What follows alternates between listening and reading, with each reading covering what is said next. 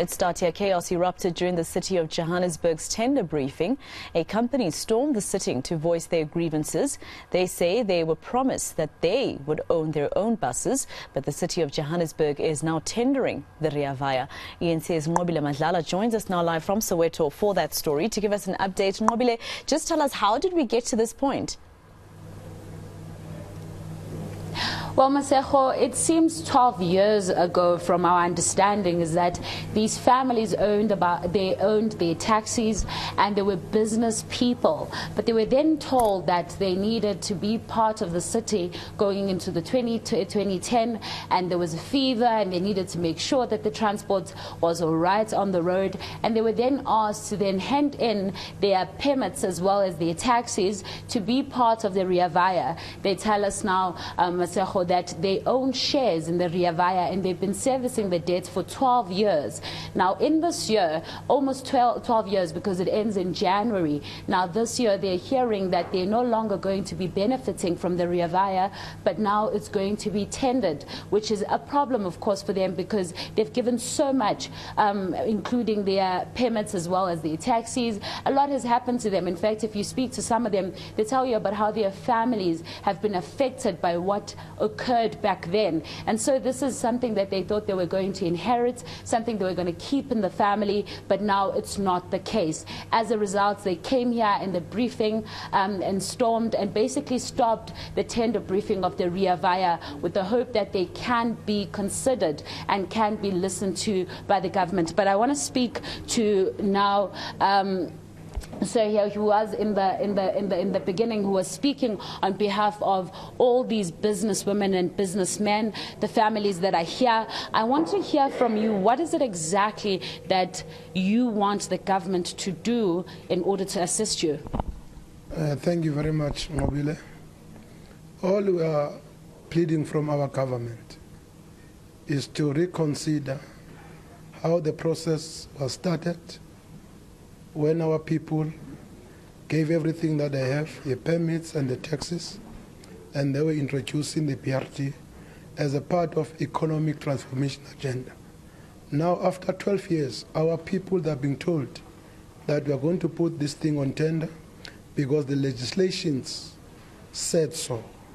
All we want from government is to review the legislation itself, and number two, is to make sure that there is a performance evaluation in terms of the 12-year contract, whether the City of Johannesburg, they were able to adhere to the financial spin-offs that were there in order for the people's life to be better.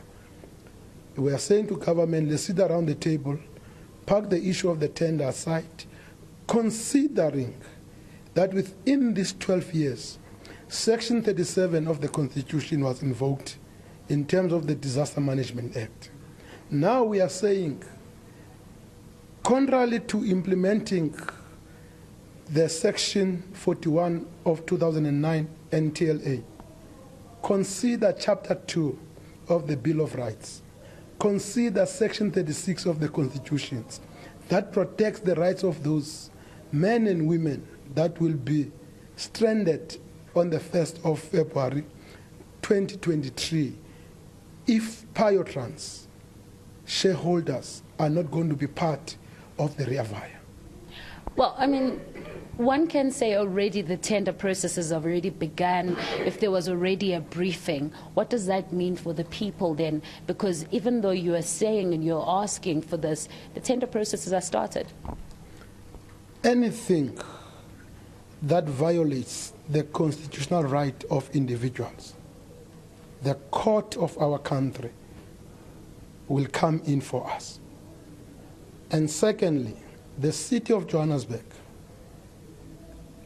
all their thing that we're thinking all the years, it was for this tender to go out, because in terms of the compliance with the value chains, they failed. Maybe if everything was implemented in terms of the economic spin-off, Biotrans today could have been strong and compete just like any other businesses. Do you feel that they didn't invest in Biotrans? they didn't invest at all, because the meetings after meetings, the government, especially the municipalities, they become law to themselves, because whenever they feel that they don't want to implement any agreement, they will do so without any repercussions, because they are the law to themselves. For example, there's another BRT company that won an arbitration against one of the city that are implementing the BRT. The contract states very clear: the arbitration becomes the final arbiter of the dispute. Once it has been awarded, it must be implemented. But they want to take that on the review. How do you turn against your own contract because it's going to benefit our people? I just want to ask you, you said something very interesting when you were speaking here. You said that you feel that there's already a name or a person that will be getting this contract. Why do you feel so? I feel so because they don't want to listen to anything. And secondly, the specification of the tender itself. You can't, Nqobile, put a tender specification immediately. The criteria is there. It's fine. The minimum requirements must be there. But look on the BE levels. The tender says it must be level 1 or level 2.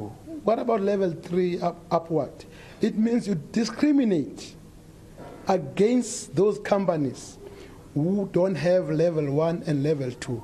Me and you will understand what it means to be level 1 and level 2. It means you must have a company that has been in existence for years.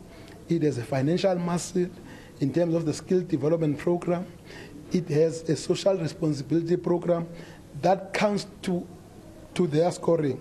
How does Biotrans going to do those things? Because Biotrans shareholders themselves, they need a social responsibility program. And lastly, have you spoken to the City of Joburg before coming here? But also, what can we expect now going forward? I've tried to talk to them through the mayor, because I wanted us to arrest the situation. But unfortunately, the mayor responded, my office will contact you. Further on that, we had a meeting with the National Department of Transport as the custodian of transport in our country to say, Department, please intervene on this matter. But because of the laws that governs each sphere of government, they could not. But the least they could have, that they were doing, was to arrange a meeting of all the stakeholders, of which the City of Johannesburg did not adhere to that meeting. They said they are going to meet internally, they are going to come back in order for us to meet before today. Maybe the situation could have been handled better. So what now? What happens now?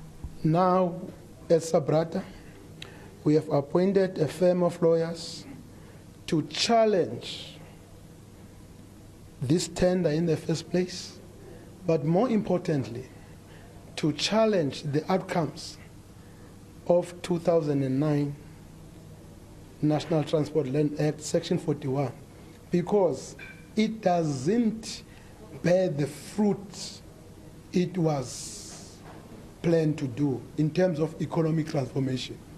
And also, we will go to Parliament to write to the Parliament Secretary to say, through your parliamentary processes, let's sit down so that you can start the process of reviewing the whole section that has dispossessed our people's business, and after 12 years, put them on the street. Let's start the reviewing so that we are able to have a justifiable and reasonable facts to say this legislation, it must be repealed completely, because it is not empower our people, it disempowers them. All right. Thank you very much. Andile there speaking to us. Masego, I think it's very clear, as you can hear from him, that the people are disgruntled and they want more out of it. But of course, he's saying that they're taking this further. So what we saw here is just the start and more is yet to come. So Andile, Peter, speaking to us there here in Soweto. All right, Nqobile Madlala, with that report, let's leave it there for now.